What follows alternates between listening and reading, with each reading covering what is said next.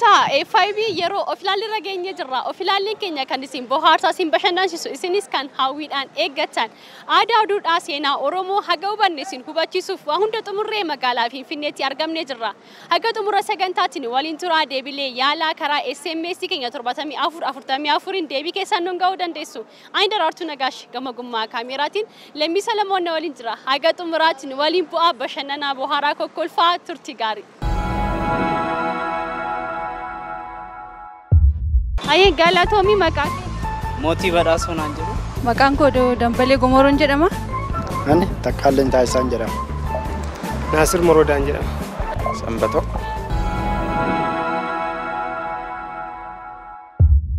Tole mootii sirna gadaa keessatti saamaloon eenyudha? Naaf jijjiiri. Dura yaali saamaloo eenyudha? Sirna gadaa keessatti eenyudha saamaloo? Naa jijjiiri. Naa jijjiiri. Yaali ka? Yaali sodaatte maan ta'u yaalitii? Man sodaanne. Yaali mee? Sirni gadaa amma Oromoon naannoo hedduu qaba. Hosin jedhu Oromiyaan naannoo hedduu qabdi. Wanni Wallaggatti waamamu, Shawaa keessatti waamamu. Kuni waanuma waliigalaa sirna gadaa keessatti waan waliigalaadha. Kanaaf saamaloo jechuun naannoo Wallaggaatti nu waamama. Yookiin Shawaa Kaabaatti nu waamama. Garuu tuulama keenya kana keessatti haga waamamu qaba jechuudha. Innis immoo qubsaa miti. Maafisiin jechuu barbaade. Ati saamaloo akka naannoo keettis ta'e akkuma beektutti maalitti fakkaata? Sirna gadaa keessatti saamaloo eenyu jettee yaadda? Sirna gadaa keessatti nuti akka beeknutti gulaa ijoollee xixiqqoodha. Dabballeen umurii 8 haga 16ti. Foolleen immoo 16 haga 24ti. Akkasiin dabaree eeggatee deemaa jechuudha. Fakkeenyaaf itti jedhamu ni jira. No, amma gaafii koorratti saamaloo eenyudha? Hin beeku. Umurii ka'aa turtee miti duraan irratti. Akkam? Fakkeenyaaf ganaa jettee ka'aa turte. Saamaloo faana walitti dhufeenya qaba? Hin qabu. Akkan ofii kiyyaa beekutti saamaloo fakkeenyaaf sirna gadaa keessatti naaf haaraadha. Saamaloo naannoo tokko tokkotti akkaataatti waamamuun hin beeku.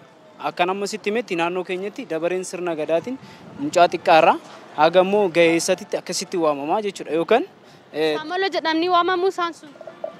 I don't know. Akkamitti jechuun waa'ee umurii sana bira akkamitti dhaqxeeti?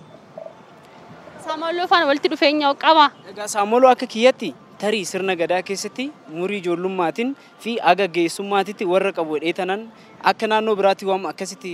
Ati waa'ee akka naannoo keetitti akka ati beektutti akka naannoo keetitti kan naannoo biraa adda ta'uu danda'a. Saamaloo maali jettee? Saamaloo waan jedhamee waamamu quban qabu.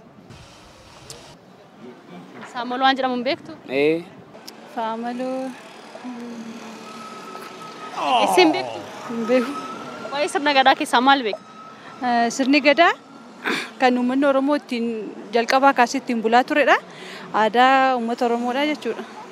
Kanaafuu saamaloo garuu malachuu akka ta'e hin beektu? Hin beeku. Isin beektu? Saamaloo dhagee beeka garuu hiika isaa hin beeku malee. Maal jechuun sitti fakkaata gaafa yaaddu?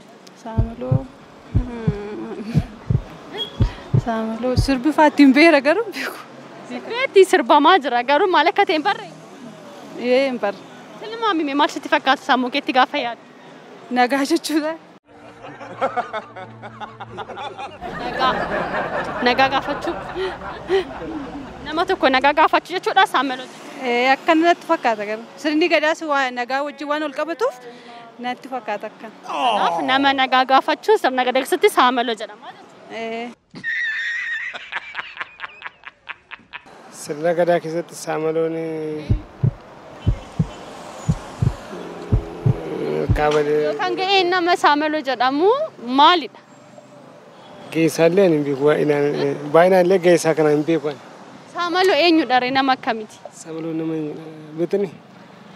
Hin beeku kana. Saamaloo jechuun fakkeenyaaf sirna gadaallee barnoota isaan baranne bira darbineerra waan ta'eef barnoota ammaa keessatti jiraachuu danda'a ta'a. Saamaloo jechuun gaheessa kan gaheessa foolleerraa gara abbaa gadaatti kan seenu natti fakkaata. Umrii waggaa 55 45 natti fakkaata. Waggaa 45 booddee kan jiru Saamaloo jedhama.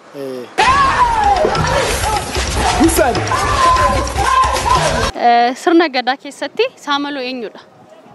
Saamaloo hin beeku naa darbu. Hin beeku waan hin beekne haasa'urra hin beeku waa isa. Tokko baay'ee hubannoo hin qabu gaa'ee sirna gadaa irratti. Waa'ee sirna gadaa hubannoo qabu? Akkasumarra dubbisee hubannoo isaan qabu jechuudha. Dubbistee hin qabaattu? Gara fuulduraatti nan sirreessa jedhee yaadan. Yeroo baay'ee kana dubbisuun xiqqoo hunduma keenyatti afaan jedhee yaadan. Kanaafuu Saamaloo eenyu akka ta'ee fi namni immoo Saamaloo ta'ee bakka bu'ee sun hojiin isaa maal akka ta'e hin beektu? Sirba irratti illee walaloo keessatti dhaga'e malee waan ta'ee isaa hubannoo isaan qabu. Keessatti garuu wallee keessa.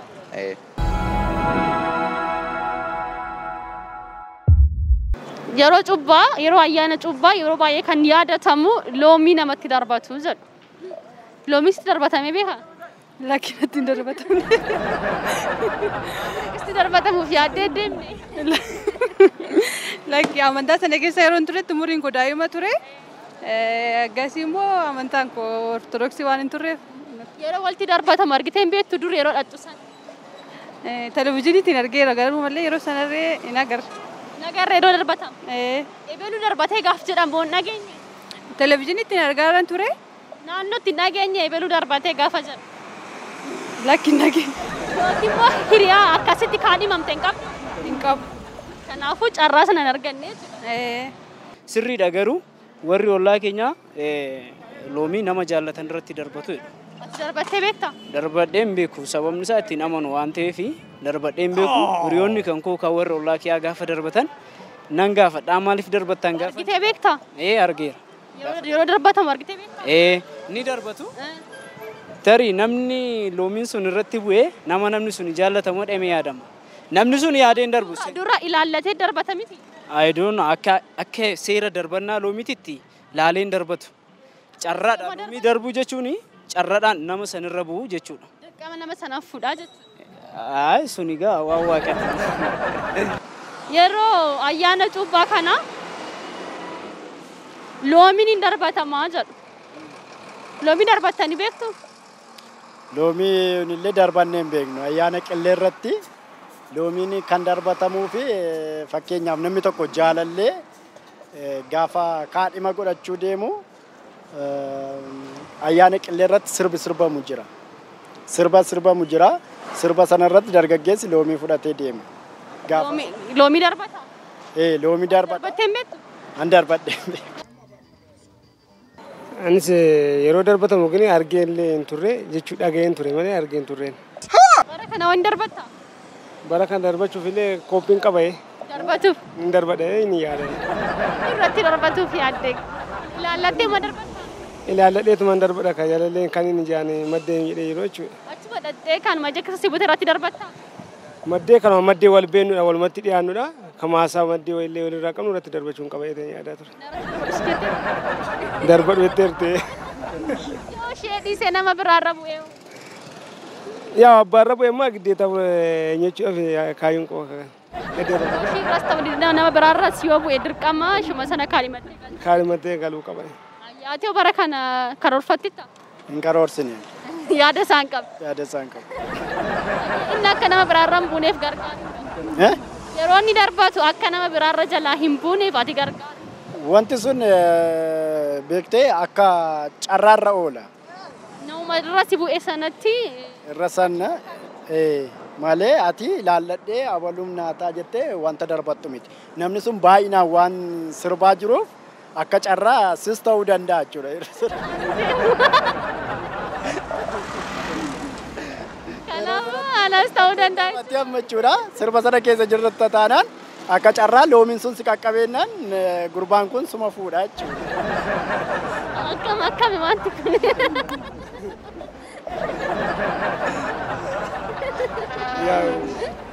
Akkuma jedhe. Akkuma inni jedhe ta'uu qaba kan giddeetadha malee. Iddoo hojjetame abbaarra bu'ee sana bakka giddeetadha jechuudha. Sis ta'uu danda'a naan jedha. Tokko sistaanaa tas wansanta miti maa. Maa kirikiriin kaasu miti. Kirikiriin kaasu miti booda falmiin qamaan qabu miti. Jedhee yaada gineen. Loomii darbattee beektaa? Darbadhee hin beeku darbatama jechuu malee. Darbadhee hin beeku maaliif amantaan koo ortodoksii osoo hin taane pirootestaantii. Argitee hin beektu yeroo darbatamu? Yeroo darbatamu argeera. Argitee bakka itti argamte? Ilaaleera daawwannaadhaaf dhaqee ilaaleera waan ta'eef. Akkamitti darbatan ilaallatanii fageenyarra dhaabbatanii darbatu? Waan ilaalaniit nama irratti darbachuu barbaadan sana irratti darbatu. Lafa bu'ee taasise allama yaala. Isaan nama biraarra jalaa bu'ee ati hin taajjabne yeroo ilaalee darbatee irra buusa fagoo irraa osoo hin taane meetira 3 fa'i irratti ilaalee irra. Masikee lafa jalaa bu'ee. Akkasumatti ilaale. Ati kanaaf darbattee hin beektu? Darbadhee hin beeku. Seenaa hogbarruu Oromoo keessatti asoosamni yeroo jalqabaaf maxxanfamee uummata bira ga'e. Irra naa darba. Kitaaba dubbistu hin dubbistu? Dubbisa garuu. Mee kitaaba meeqa dubbistee beekta? Fakkeenyaaf kitaaba 5 minutes later. Lakkaa'uu baadhus wanti ilmaamu kitaaba 15 ol dubbisee beekadhe. Maqaa isaanii? Jaarraa 16ffaa dubbisee kitaabota Miratu Shaanqoo barreessu kitaaba 3 dubbiseera. Kanaafuu ogbarruu keessatti asoosama jalqabaa uummata bira ga'e kam akka ta'e hin beektu? Qophaan qabu. Dhageessee hin beektu? Dhaga'ee hin beeku. Kitaabota obbo Gaaddisaa Birruu dubbistee beektaa? Hin beeku. Hin beeku. Obbo Gaaddisaa Birruu beektaa? Beeka garuu gurraan nagaa isaan fuulan beekuu baadhus gurra isaanii nan qaba. Kitaaba isaa immoo dubbisee hin beeku. Seenaa hogbarruu Oromoo keessatti asoosamni jalqabaa uummata bira ga'e. Asoosamni jalqabaa sun asoosama eenyuti? Barreessaan isaa eenyunni? Maqaan asoosama sanaa maqaan kitaaba sanaa maalidha? Maqaan kitaaba sanaa Gurraacha Abbayyaadha. Barreessaan kitaaba sanaa immoo na jalaa VOA Ameerikaa irraa kan hojjetan maqaan isaa na jalaa Namoo Daandii. Namoo Daandii Gurraacha Abbayyaa. Asoosama yeroo jalqabaaf maxxanfamee uummata bira ga'e. Gurraacha Abbayyaa barreessaan Namoo Daandii. Akkas. Seenaa hogbarruu Oromoo keessatti asoosamni jalqabaa maxxanfamee uummata bira ga'e kan eenyuti? Barreessaan asoosama sanaa eenyudha? Maqaan asoosama sanaa kitaabni sun maqaan isaa maalidha asoosamni sun? Asoosa barraa'ee jirutti. What did you just say? Asoosa barraa'ee jirutti. Garuu wantichi sirriitti waan hin hordofee sirriitti hin jenneef. Kitaaba dubbistee beektu? Kitaaba asoosa dubbisee hin beeku. Kitaaba asoosamaa dubbisee hin beeku. Kitaabichi Godaannisa kan jedhudha. Kan barreesse sana immoo maqaa isaa irraanfadhe. Godaannisa akka ta'e hin beektaa garuu ati dubbistee hin beektu? Dubbisee hin beeku. Kanaaf asoosamni jalqabaa seenaa keessatti ijaarama? Godaannisaa jechuudha. Godaannisa. Barreessaa isaa hin beektu? Barreessaa isaa hin beeku. Garuu maaliif hin dubbistu ture? Dubbisuun an dubbisa garuu Booda dubbisi. kitaabicha argachuu hin dandeenye mala. Godaannisa moo? Seenaa hogbarruu Oromoo keessatti asoosamni jalqabaa uummata bira ga'e. Barreessaan asoosama sanaa eenyunni? Maqaan asoosama sana yookaan maqaan kitaaba sanaa maal jedhama? Maal gurraachi jedha. Maal gurraachadha garuu dhaga'ee beekaanii narkaa badeera. Wanticha maqaansa. Maal gurraachi? Hin beekun. Isa kitaabichaa eenyuun? Hin beekun. Ati ogbarruu homaa kitaaba homaa dubbistee hin beektu? Naan dubbisa garuu. Maal dubbiste fakkeenya? Barreeffamichaa osoo hin taane yeroo baay'ee wantoota intini wal qabatan saayikooloojiidhaan fa'aa kan wal qabatan. Maalii dubbistee itti maqaa? Wantoota kan akka Miratuu fa'aa kan wal qabatan kan hiikaman fa'aa jiru warroota akkasiin dubbiseen. Daawwattoota keenya of ilaalleen keenya ammallee akkuma isin bohaarsaa isin bashannansiisaa isin kokkolfisiisaa jirutti akkuma tuffattidha kan inni jiru. Gaafilee yaaluun dagatina karaa SMS keenya 7444 nuun gaha nuti immoo deebisnee gama keessan hin geenya. Ammallee gaafilee bashannansiisoo bohaarsaa hedduutu dudduubarra jira. Haga xumuraatti eessayyuu hin deeminaa turtiin keessan nu waliin haa ta'u nu faana ta'a.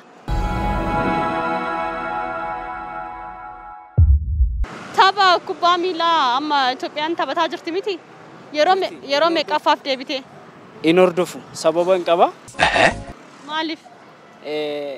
Fakkeenyaaf geemii garaagaraa taphachuu kitaabolee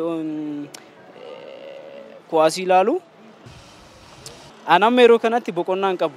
Fakkeenyaaf warri boqonnaa qabu waan akkasii kana ilaaluu danda'u. Yeroon kee qabame. Wanti na dhiphisu jiraacha. Haalli biyyi irra jiru na qaba. Kanaaf karaa yerootti taphni tapha kana ilaaltu hin arganne. Hin arganne. Kanaaf yeroo meeqaaf akka ta'e hin beeku. Kanaaf yeroo meeqaaf akka ta'e hin beeku. Hin beeku. Amma tapha kubbaa miilaa taphatamaa jira miti. Tapha kubbaa miilaa taphatamaa jiru kana Itoophiyaan yeroo meeqaffaadhaaf yeroo turtii yeroo meeqaa booda kan isheen deebitee dorgomaa jirtu. Akka Afrikaatti moo? Akka Afrikaatti yeroo jalqabaa natti fakkaata. Yeroo jalqabaaf. Kan dura hirmaattee hin beektu? Yeroo jalqabaaf hirmaatte. Eenyutu qopheesse? Naajeeriyaa. Naajeeriyaa qopheesse. Kanaaf amma Naajeeriyaatti taphataa jiru jechuudha.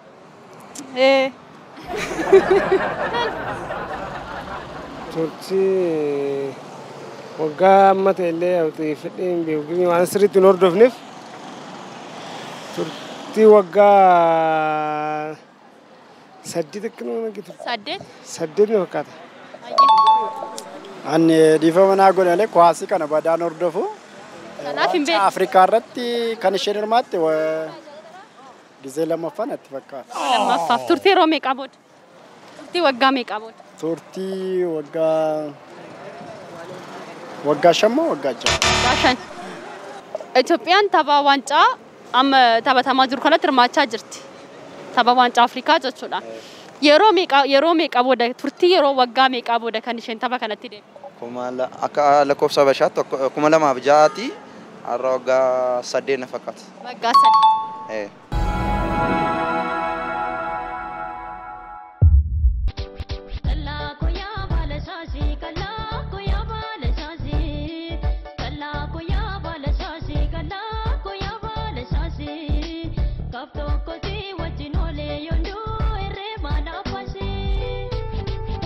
Wallee Bishriyaa keessatti qallaa koyaa balashaashii qallaa koyaa balashaashii gaaf tokko si wajjin olee yonduu illee maal abbaashii jetti qallaa koo balashaashii jetti dhiirri shaashii godhatamoo maal jechuudha qallaa koo balashaashii dhiiraan jechaa jirti waan ta'e. Aan akkanu badhutti ani na weellisa anilleen weellisaadha. Garuu qallaa koyaa balashaashii jechuun sorgosaa ta'uu danda'a. Namni sun bareeda akka shaashii yookaan immoo shaashiin hin bareeda. Nama hidhatetti ni bareeda. Nama immoo hidhannaa shaashii ilaaletti ni bareeda. Dhiira kaa inni qallaa koo baala shaashii jetteen isaan qallaa koo waa biraatu jette. Tariigaa amma fakkeenyaaf gara Wallaggaatti shaashiin ni hidhatama. Isa addarraa maratan sabbata addarraa kana jechuudha. Yookaan Jimmatti illee ni hidhatama. Isa jechuu barbaadde. Jiruu fi waan inni shaashii hidhatee jiruu fi ishee inni waan shaashii hidhatee jiruuf ni bareeda. Shaashii sana jettee jechuudha. Abbaa shaashii san keessaa ammaan hin hidhanne ati hidhatteerta gaafa ta'e ati immoo na biraa situ bareede waan ta'eef silaaltee si jaallachuu dandeessi jechuudha intalli sun. Kanaaf dhiiraaf shaashii walitti butuuf isuma shaashii yeroo naannoo Wallaggaatti hidhatamu sanuma laaltee jette. No qallaa koo yaa baala shaashiin jedhamu garuu tarii weellee keessatti fayyadamteerti hin finish. What did you just say now? Finish qannoo. Weellee keessatti fayyadamtee jirti. Wallee kee irraa nu jedhe. Weellisaa jettee ture. Maalan balleessee maalu kaa'anii maalan balleessee jaalala ishiif qabuun ibsee ishuma mi'ee kan lama jaallate osoo na qabduu narratti baafatte osoo hin beekiin deemtee na himatte harka poolisii tasa na galfatte waan akkasiidha. Wallee Bishriyaa keessatti qallaa koo yaa baala shaashii qallaa koo yaa baala shaashii gaaf tokko si wajjin olee yonduu illee maal abbaashii jetti. Qallaa koo baala shaashii dhiirri shaashii hidhata. Shaashii hidhataaf tun taane jaalala waan ta'eef karaa adda addaa ibsuu barbaaddeetu isheen sana fayyadamtee. Waan hin dhufne qallaa koo baala shaashii. Baala shaashii jechuun maal jechuudha? Baala shaashii yeroo jettu gaa isheen hiika mataa ishee qabaachuu dandeessi garuu waanuma mararsiifatteef sana fayyadamte ta'uu danda'a. Marartoodhaaf shaashii filatte. Qallaa koo yaa walii kana hin dandeessu ati. Hin danda'u.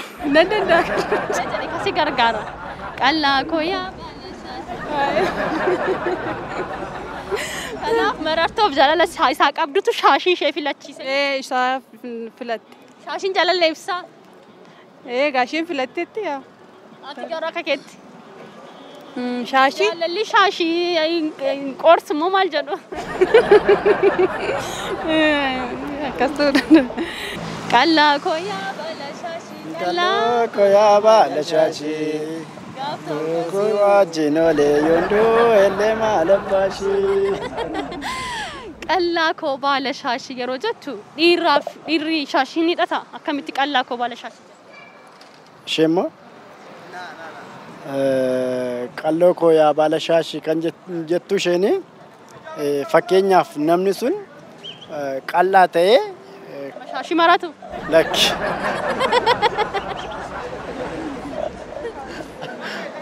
Waan ofii isheetiif shaashii maratutti akka sanaatti jaallatteetudha nama sana kan. Shaashii isheen maratu jaallattu. Jaallatteetu faarsaa jirti malee nama sana dhiirri shaashii hin hidhatu. Likkidha dhiirri shaashii hin hidhatu. Maaliif qallaa koo baala shaashii jettanii? Qallaa koo baala shaashii waan isin jette waan sirriitti jaallattuuf. Shaashiin jaallatama. Shaashiin ishiin jaallatti kaayee hidhachuu waan jaallattu. Shaashii ishee akka shaashii isheen jaallattu. Diteetti isa jaallattee jetti malee. Kanaaf akkas jette. Qallaa koo yaa baala shaashii. Ayyee wallee Bashraa irratti qallaa koo yaa baala shaashii qallaa koo yaa baala shaashii gaaf tokko si wajjin olee yonduu illee maal abbaashii jette. Qallaa koo yaa baala shaashii jette. Dhiirri shaashii hin maratamoo maaliif qallaa koo baala shaashii jette? Maaliif shaashii filatte?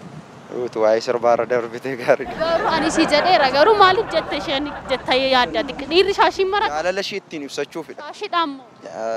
Baala shaashiin suni shaashii hidhamu osoo hin taane akkaataatti fayyadama walaloo keessatti fayyadamani malee. Shaashii biraati. Karaa salaalee kanatti itti fayyadama sirba kana. Shaashii moo? Sirbichuma kan. Bichatti akkaataa kanaan kan baasan. Shaashiin marata. Lakki. Mara hidhannoo mataa jala hidhatu qaba malee shaashii miti kan inni hidhatu. Kanaafuu qallaa koo baala maali jechuu qabdi? Qallaa koo baala shaashii jechuun namicha sana jechuu ishiidhaan. Hiriyaashii sana jechuu barbaaddeettidha kan isheen akkasitti.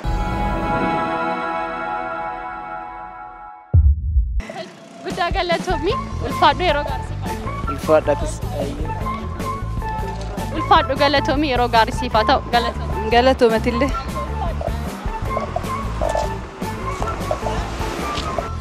Ayyee ulfaadha yeroo gaarii siniifaa ta'u galatoomii. Sirriisin badiidha galatoomaa jechuun addaashii. Ulfaadhu galatoomii yeroo gaarsiifata.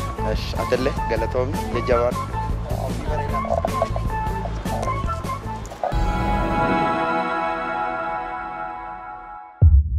Ayyee daawwattoota keenya of ilaalle keenya gama keessaniin gahaa turre asumarratti goolamneerra. Gaafii yaa gammaatti gaafataa turreef deebii gama keessaniin geenya. Isinis kan wal gaggaafataa turtan eenyutu argattisa jedhuuf nama argateef amilee kenna. Kan hin argannes immoo wal sirreessaa aga xumuraatti waliin turaa jennaa. Deebii keenya gama keessaniin geenya. Gaafii keenya jalqabaadhaan sirna gadaa keessatti saamaloo eenyu jennee gaafannedha kan nuti turre. Egaa sirna gadaa keessatti saamaloo jechuun safuu fi sirna gadaa eeguudhaan qaama isa olaanaa murtee isa dhumaa kennuudha egaa saamaloo jechuudha. Egaa akka gara mana murtiitti yeroo finnu jalqaba aanarraa godinarraa gara Oromiyaatti jedhee murtee inni dhumaa iddootti kennamu jira. Ijibbaata isa dhumaa jechuudha. Ijibbaata isa dhumaa murtee isa dhumaa kana sirna gadaa keessatti kan kennu saamaloo jechuudha. Kanaaf saamaloo jechuun murtee isa dhumaa ijibbaata isa dhumaa safuu fi sirna gadaa eegee nama kennuudha jechuudha saamaloo jechuun. Namni tokko saamaloo ta'uudhaaf ulaagaalee hedduudha kan inni darbu. Ulaagaalee sanneen keessa darbeedha kan saamaloo ta'u jechuudha. Gaafii keenya lammataadhaan egaa yeroon irra jirru kan ayyaana cuubbaa wanta ta'eef ayyaana cuubbaa irratti loomiin hin darbatama jedhama. Loomii darbattee beektaa jennee gaafannedha kan nuti turre. Hedduun isaanii yeroo darbatamu argeera malee ani hin darbanne jedhanidha kan isaan deebisanii nuun gahanii. Egaa hedduun isaanii namoonni hedduun mana keessaan ati yoo darbattee beektaa kan darbatte rammo sii bu'eera nama darbatte sana kaadhimattee taa nama darbatte loomiin kee irra sii bu'ee jedhaatiin wal gaggaafadha. Egaa hedduun isaanii an darbadhee hin beeku jedhanii. Egaa sirni loomii darbatu kun irra caalatti kan beekamu naannoo Oromoo Tuulamaa keessatti kan inni baay'inaan beekamu jechuudha. Egaa yeroo ayyaana cuubbaa kanaan dargaggoon tokko shamarran ilaallate sanarratti loomii fuudhee deemuudhaan ilaallatee loomii sana itti darbata jechuudha. Kanaaf yoo loomiin sun irra bu'ee fi isheen illee akka kaadhimatte hin galaa fi inni illee kaadhimadheera jedhee isa dubbara dhuftutti illee fuudhuuf kan inni karoorfatu jechuudha. Egaa yeroon kun yeroo itti cidha baay'atudha, yeroo itti kaadhimatan akkasumas ammoo yeroo itti warri wal kaadhimate illee gara gaa'ilaatti galanidha jechuudha. Sababbiiwwan kanneen irraan ka'uudhaan egaa loomiin hin darbatamaa jechuudha. Irra caalaatti garuu naannoo Oromoo Tuulamaa keessatti baay'inaan kan inni beekamu jechuudha. Gaafii keenya sadaffaadhaan seenaa ogbarruu Oromoo keessatti asoosamni inni jalqabaa isa kamii eenyutu barreesse maqaan asoosamichaa maal jedhama jennee gaafannedha kan nuti turre. Egaa hedduun isaanii akkasii nu argaatiin turtanii asoosama hin dubbisu kitaaba dubbisee hin beeku kan eenyu akka ta'e illee hin beeku jechaadha kan isaan turanii. Egaa kitaabni dubbisuun hunduma keenyaaf namni dubbise waa hubata. Kanaaf kitaaba haa dubbisnu gamanumaan dhaamsa keenyadha. Asoosamni inni jalqabaa kan barreeffame gara uummataatti bahee. Egaa barreessaan asoosama kana obbo Gaaddisaa Birruuti jechuudha. Obbo Gaaddisaa Birruu kitaabota hedduu barreessuudhaan hin beekamu. Asoosamni jalqabaa barreeffame gara uummataatti maxxanfamee dhihaate Kuusaa Gadooti.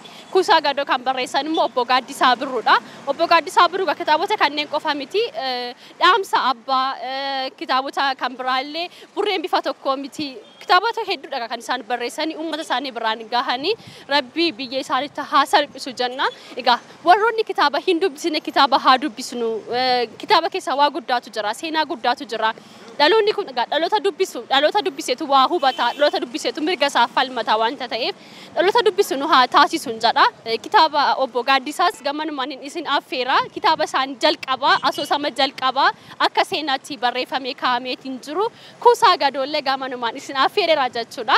Itoophiyaan yeroo amma kana tapha waancaa Afrikaa taphataadha kan isheen jirtu. Turtii yeroo meeqaffaa boodadha kan isheen tapha kanatti deebitee taphataatiin jirtu jennee gaafannedha kan nuti turre. Hedduu isaanii yaalanii argataniiru. Egaa waggaa 8 booda kan isheen deebitee tapha kanatti kan isheen hirmaataatiin jirtu jechuudha.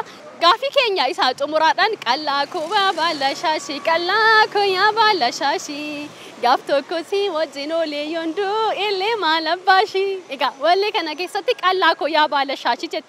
Qallaa koo yaa baala shaashii maaliif jettee dhiirri shaashii hidhatamoo jennee egaa haala bashannansiisaa bohaarsaa ta'een egaa deebii isaanii nu biraan gahaniiru. Isheen shaashii hidhachuu waan jaallattuu fi akka shaashii ishee jaallattu sanatti isa waan jaallatteef qallaa koo yaa baala shaashii jette jedhan. Egaa hedduu isaanii haala nama bashannansiisuun deebii kana nu biraan gahanidha kan isaan jiranii.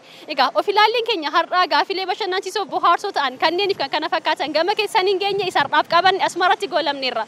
Kan isin waliin ture ani Daraartuu Nagaashi gama gummaa kaameraatiin Lammii Salamoon waliin ture. Haga torbeen kan nagaasiniif haa ta'u dhaloonni kun dhaloota seenaa beeku dhaloota seenaa barsiisu nu haa taasisu. Haga torbanitti nagaatti.